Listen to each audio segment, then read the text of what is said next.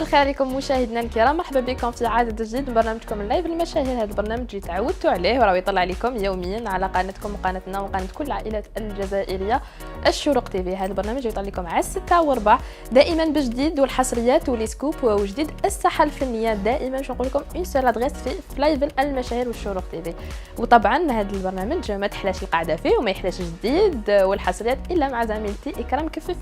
مساء النور حبيبتي نيفين، مساء الخير على كامل المشاهدين تاعنا لم يشوفوا فينا من خلال قناه الشروق العامه وبرنامج لايف المشاهير. هذا البرنامج اللي تعودتوا ومن خلاله نجيب لكم اهم الاخبار، حوارات حصريه، اخبار حصريه، كل حاجه وكل جديد تحبوا تشوفوه ولا الفنانين اللي تحبوهم كذلك حتلقاوهم عندنا هنا في لايف المشاهير. دائما نبداو العدد تاعنا بالعناوين. شمسو فريكلان للايف المشاهير، لهذا السبب غبت عن جمهوري. بعد قرابة عام من غيابها وقتاش تولي نومي ديال الزول. وفي فقرة فغي وفو، هذه حقيقة انفصال ممثلة منى بوعلام.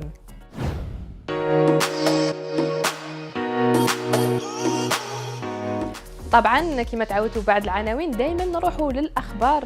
واش كاين واش جبنا لكم جديد في كويك المشاهير.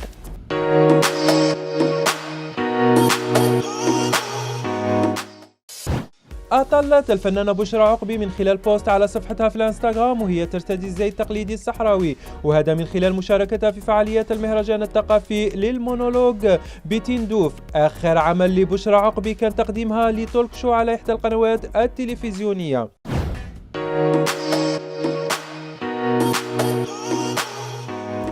ونروحوا لأول تصريح مشاهدينا الكرام لنهار اليوم، ونبداو بشمسو فريكلان نيفين اللي شفناه انه غاب عامين يعني على الساحه الفنيه. عاود ولا هذه المره بحفله كبيره تلاقى فيها مع الجمهور تاعو في قاعه ابن خلدون، وين زميلتنا هلا إساني وكذا عصام دهمه حضروا الحفل وسقساوه على سبب الغياب وكذا سقساوه على لقائه مع الجمهور كيفاش كان. اكرم هو مؤلف بلي كونسير والناس تلاقى به ويروحوا يسمعوا الغناء تاعو في لايفيت. عندنا صافي لونطون ما شفناش راح نعرفوا علاش ما شفناش وكذا. حيحكي لنا على جولاته السابقه. نروحوا نسمعوا هذا التصريح لشمسو فريكلان وبعد راجعين مشاهدين.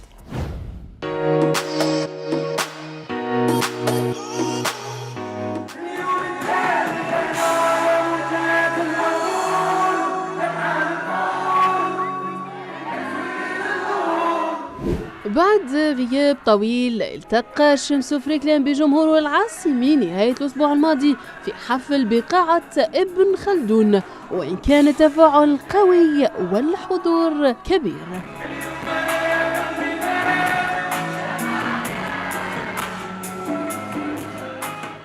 شمسو فريكلان مرحبا بك في لايف المشاهير. صافي لونطون ما تلاقيناش دي زاني. شنو سبب هذا الغياب؟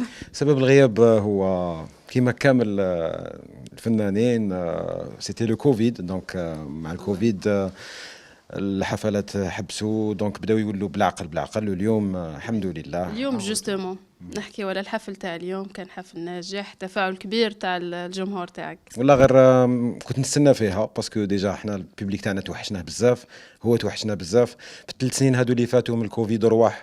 درنا دي اغاني اللي لقات صدى والحمد لله وعجبت الناس، و نافي با لوكازيون باش نغنيوها فوق الخشبه، واليوم سيتي لوكازيون. دونك الحمد لله كان حفل رائع بكل المعايير. كانت جوله عندك مقبل، كيفاش كان التفاعل ثاني تاع الجمهور؟ والله في كل مره الحمد لله، في كل مره احنا الحاجه اللي تتميز الموسيقى تاعي هو انه تقيس كامل شرائح المجتمع وتقيس كامل ثاني لي كاتيجوري داج، معناتها الصغار الكبار. دونك اليوم نقول باللي ça me fait plaisir وفخر لي كما يقولوا pour la énième fois حفل يكون ناجح. j'espère que ça va continuer ان شاء الله.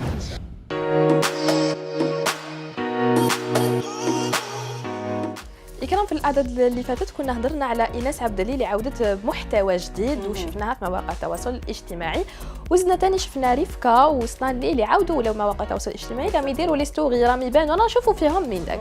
لكن سؤال اللي قاعد مطروح والناس كامل اللي حابه تعرف نومي ديال الزول مازال ما بانتش ومازال ما ولاتش وين راهي، علاش ما بانتش، علاش ما ولاتش، علاش ما دارتش ستوري، واش كاين؟ هي سانسيرمون لي ريزو سوسيو بلا ميديا عندها بلا بيبي دامور. شوف بلا بيبي دامور الاسطوريه تاعها سانطين لي غيزو ما نكذبوش. لكن نيفين مالغري الغياب تاعها لكن غنيتها مون بيبي دامور حققت 30 مليون مشاهده على اليوتيوب. اكزاكتومون هذه اللي كنا شفناها ثاني في الاخبار المره اللي فاتت.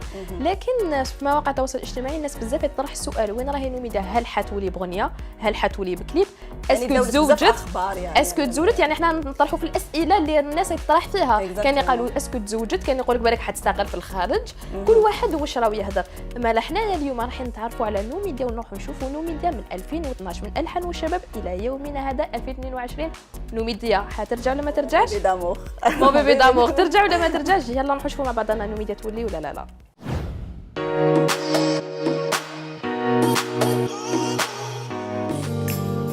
ننسى عمري وانت ما ننساك. نوميدا للزول نجمة جماهيرية بمواصفات عالمية، تجيد الغناء، التمثيل والاستعراض. صنعت اسمها في وقت بزاف وجيز وتربعت على قلوب الجماهير لتصبح في أقل من 10 سنوات رقما صعبا في معادلة السوشيال ميديا. 6,500,000 متابع على الانستغرام، أكثر من مليار مشاهدة على التيك توك. ماشي هذا وبرك، فرغم غيابها بسبب القضية الأخيرة قفزت أغنيتها مون بيبي دامور إلى أكثر من 30 مليون مشاهدة. هذه هي نوميدا للزول، باختصار نجمة استثنائية في كل شيء. بداية للزول كانت في 2012 من خلال برنامج ألحان وشباب كصوت نسائي قوي ومميز.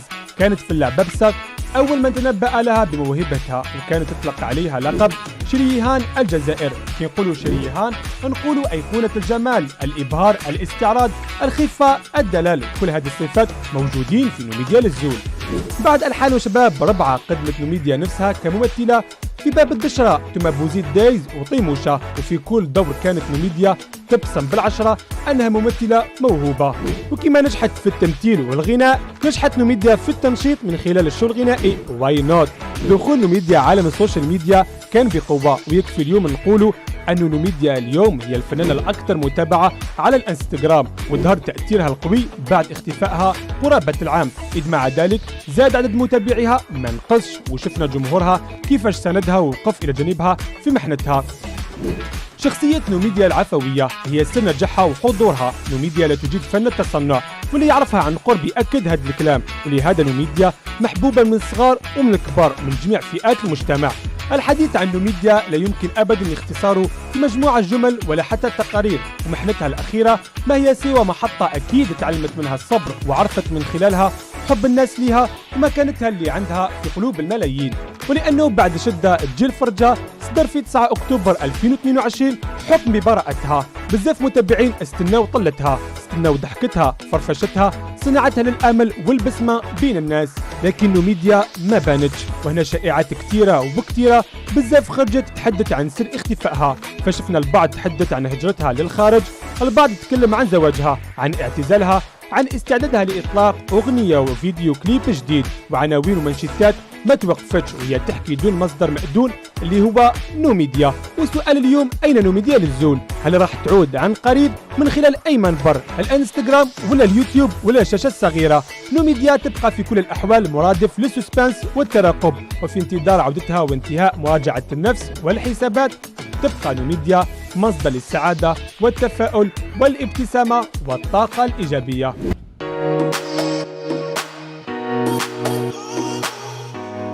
مشاهدينا من عند نوميدا للزول نروحوا لمحمد دياب بدري اللي كنا اجرينا معاه اتصال هاتفي نيفين وين حكى لنا على فيلم وثائقي طويل راه يوجد فيه عنده علاقه مع العاب البحر الابيض المتوسط، وكذا كان حكى لنا على يعني المرحوم بلاحه بن زيان اللي كان حط الصوره تاعو في الاستوديو. دونك حكى لنا عليه، نروحوا نسمعوا واش قالنا في هذا الاتصال مشاهدينا الكرام.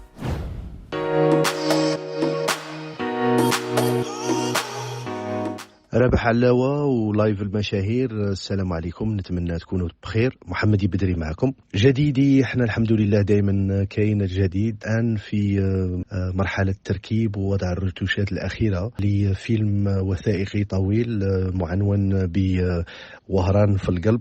يوثق هذا الفيلم وين اشتغلت مع أكثر من 10 تقنيين من مصورين ومهندسي صوت وغيرهم في تصوير أحداث أو تظاهرة ألعاب البحر الأبيض المتوسط 2022. كذلك حصة راب نيوز الآن هي تسجل في الاستوديو الجديد الصوتي أو الموسيقي بمدينة وهران، والصورة اللي وضعتها في الاستوديو فور بناؤه للمرحوم بلاحة بن زيان. هذا غي أمر يعني بالنسبة لي بسيط، لأنه بلاحة دايما في قلوبنا وديما معنا وندعو له بالرحمة، وربي يرحمه وربي يرحم كل موتانا ويشفي مرضانا يا رب العالمين.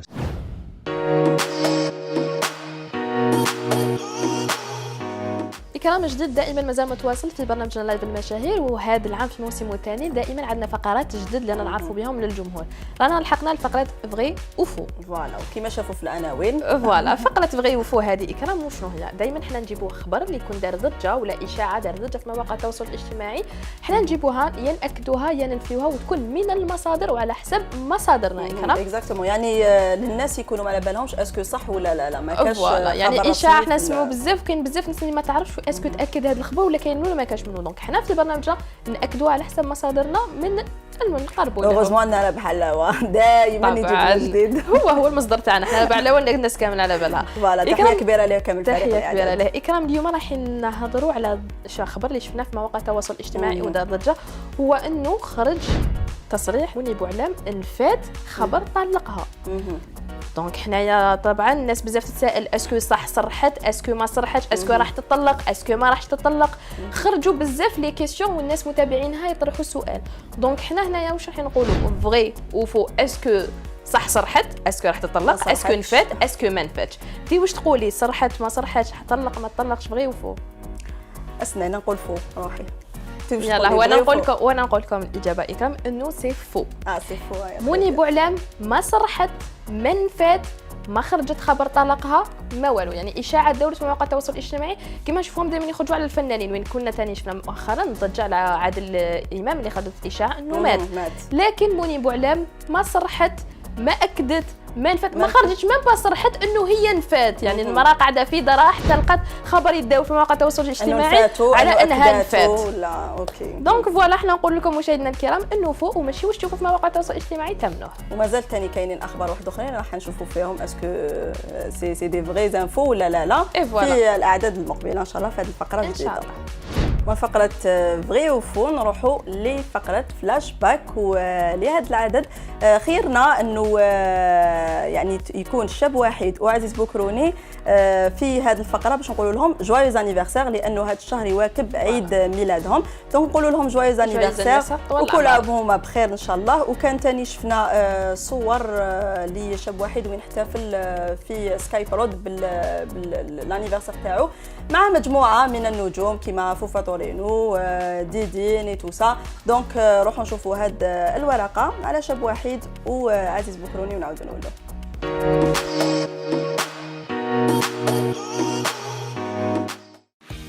عرف هذا الأسبوع عيد ميلاد الفنان عزيز بوكروني، وين عيدوا عديد الفنانين أبرزهم هيفا رحيم عبر مواقع التواصل الاجتماعي. الجدير بالذكر أن عزيز قدم عديد الأعمال الفنية التلفزيونية والسينمائية، فكل عام وأنت بألف خير.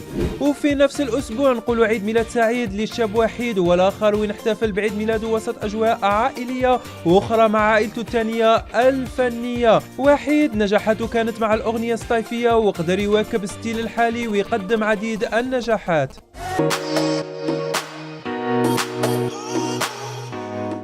ونروحوا للفيلم الوثائقي أحلام بلا سقف اللي كانت شاركت به الجزائر في مهرجان الرافدين بالعراق، مهرجان سينمائي طبعا.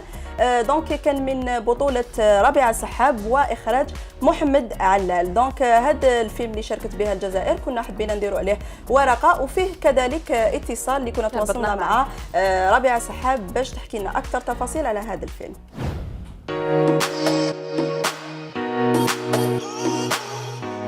بعد اختيار فيلم أحلام بلا سقف للمخرج محمد علال والممثلة ربيعة سحاب في المهرجان الرافدين السينمائي الدولي ببغداد، يتوج الأخير بالجائزة الكبرى وهي جائزة الجمهور.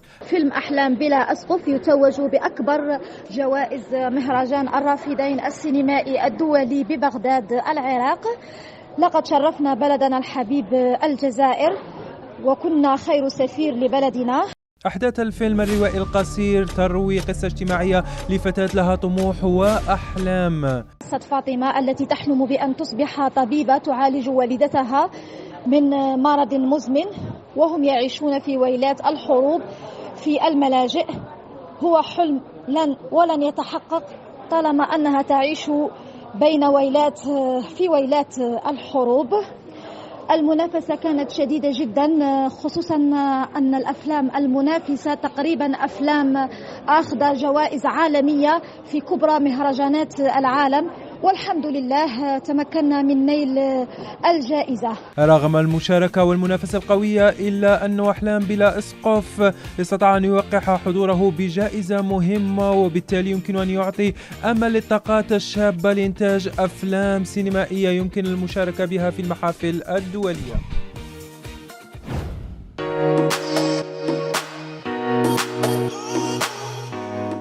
دائما ما زلنا مكملين مع جديد والحصريات والسكوب، وهذه المره وين كنا في دار الاوبرا، يعني كانت بدايه الموسم الثقافي، كنت حاضره فيه انا وزميلي كريم اكرام. ما جيتيش معنا المره الجايه ان شاء الله.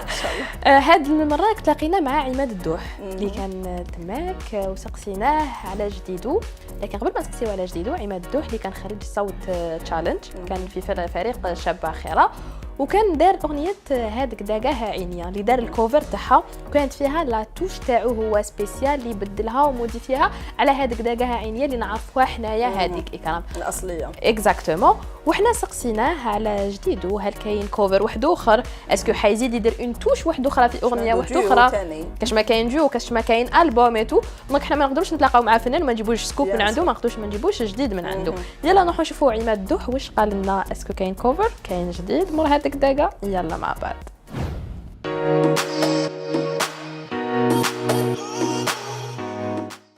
بون لو كان تشوفي اليوم هذاك هو عماد زعما البدايه كيفاش دخلت لعالم الموسيقى. سي بديت باسكو انا دخلت فورماسيون دونك لوبيرا، دونك كي كملت انت راكي شفتي عماد بعد لا فورماسيون بيان سور. دونك عماد في لوبيرا حاضر، عماد في دي زوتر ستيل حاضر بيان سور، باسكو راكي عارفه الجزائر بكل صراحه لو ستيل لوبيرا ايتو ماشي فن تاعنا ولا ماشي ثقافه تاعنا، مي هو يكون ديجير انا افتخر به توجور، وكيما الحمد لله سي لوكازيون كيما هذه جاتني دونك تزيد في لا فالور تاع الارتيست. ثقافه الاوبرا ما عندناش بزاف في الجزائر، خاصه بين الناس وبين الجمهور ما عندناش بزاف ثقافه الاوبرا. وشنو هو الميساج اللي يوجهوا عبر برنامجنا عماد للناس باش يتجهوا يولوا يتبعوا الاوبرا؟ وي شوفي انا من متش رساله نقول لك انك روح اسمع الاوبرا ولا هذاك شوا بيرسونيل. انا نقول اللي حاب يدخل عالم الموسيقى ولا حاب يطور من نفسه في عالم الموسيقى، لوبيرا سي لا باز. عماد وين يلقى روحه، لوبيرا ولا الراي؟ شوفي الصراحه نحب خير وحده. نحب ستيل تاع بلادي ما نكذبش عليك، نحب الراي، نحب العاصمي، نحب كل حاجه جزائريه نحبها. عماد كي هضرنا على الراي، كاش سكوب كاش ماك توجد كاش جديد كاش ما كاين جديد، اعطيني سكوب. انا ماكش رايح دوك تعطيني سكوب ان شاء الله. شوفي ديجا هذه هضرتها عندك في البرنامج تاعك، ان شاء الله عندي البوم بصح يكونوا كاع دي ريبريز بصح دي ستيل ديفيرون، ماشي كيما ديك داقه ولا صح، يكونوا شاك ستيل سيت نخير اغنيه بصح لارونجمون ولا لو ستيل تاع لارونجمون مش حنقول لك امبوسيبل. معليش قلنا بالك حاجه نعرفوها، اغنيه نعرفوها احكي لنا. كيما خيرت لا شونسون خبي سرك يا الغافل بصح ستيل ما نقولوش.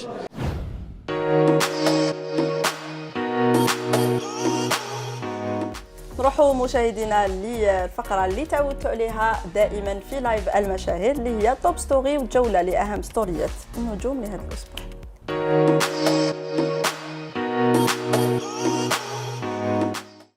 حطت الإعلامية أنيا الأفندي ستوري في صورة جمعتها مع عدد من لاعبي المنتخب الوطني، وكتبت أنيا: كم كنت أتمنى تواجدكم في مونديال قطر.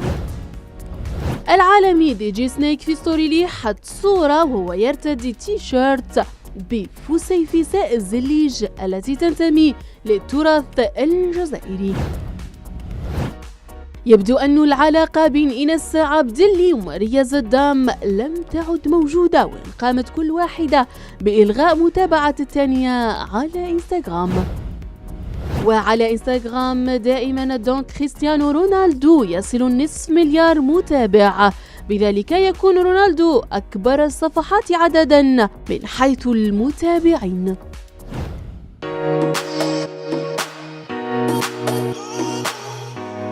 ولحقنا مشاهدينا الكرام لمشاهير وود، ولكن لحقنا مشاهير وود واش نقول لكم كما قال سوكينغ سون فيزا سون بابي، ونروحوا نطيروا حنايا جوله لاخبار العالم العربي والعالم، واش كاين جديد واش كاين حصريات ولا جاي.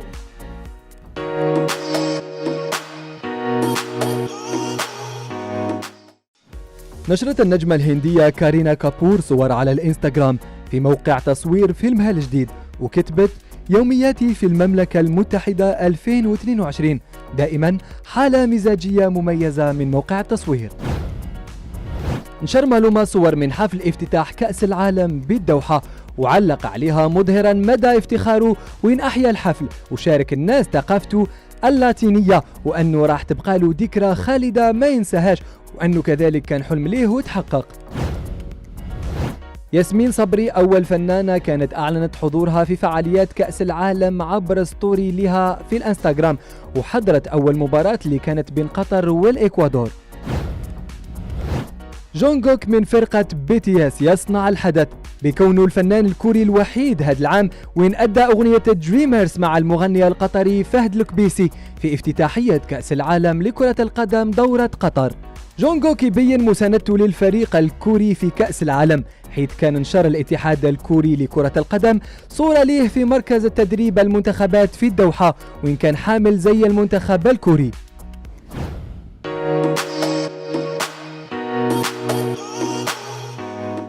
سون فيزا سون بابي، مشاهير وود والفقرات والاخبار تاعنا لنهار اليوم. مشاهدينا الكرام لحقنا لنهايه عدد نهار اليوم، معايا غنقول لكم تهلاو في روحكم، ان شاء الله يكونوا عجبوكم كامل الاخبار وكامل جديد والحصريات تاعنا لنهار اليوم. صح خلصنا عدد نهار اليوم لكن مازال جديد والاخبار دائما معنا. اكزاكتومون نيفين، دونك يعطيك الصحة وشكرا لك. ودائما نقولوا للمشاهدين انه انا فرحانين بزاف اللي راكم تفاعلوا معنا، باسكو نشوفوا التفاعل تاعكم في مواقع التواصل الاجتماعي، في الصفحات الرسمية لقناة الشروق على كامل المواقع. طبعا احنا دائما مع لاكtualité ونقعدوا دائما في اجواء المونديال. لا ديرنيير فوا كنا ختمنا باغنية شامبيون لشاب خالد اللي دارها سبيسيالمون لا كوب دو موند، لكن هذه المرة رايحين نختموا بالاغنية الرسمية للمونديال اللي هي ارحبوا، اللي حققت 37 مليون مشاهده في ظرف وجيز جدا اللي هو قرابه 3 شهور هكذاك. دونك انا قبل ما تختمي نقول لك شكون كيتسيبورتي في لاكوب دو موند. يلا رانا في لاكوب دو موند، خليني نسقسيك واش كيتسيبورتي. بون مع كل احتراماتي للدول العربيه، لكن واش راك كيتسيبورتي اكرام؟ قولي لي. الاسبان وبرتغال ان شاء الله واحد فيهم يكون فيناليست ان شاء الله. يلا انت البرتغال على بالي كريستيانو رونالدو. لا راني بين البرتغال كما قلتي الاسبان، وما تنساش البرازيل لانه فريق قوي، وما تنساش نيمار. انا راني مرشحه البرازيل ثاني اكرام. انا وين كاين كريستيانو رونالدو هذيك هي ان شاء الله يلحق، والاسبان بيان سور باسكو ثاني ان شاء الله نشوف البرتغال والبرازيل. يعني حابه نشوف نيمار مع كريستيانو، يعني حتكون منافسه شرسه وان شاء الله نشوفوهم مع بعض ان شاء الله. اذا مشاهدينا احنا نخلوكم مع اغنيه ارحبوا، احنا نقول لكم تلاقاو غدوه نفس الموعد نفس القناه ونفس البرنامج لايف المشاهير.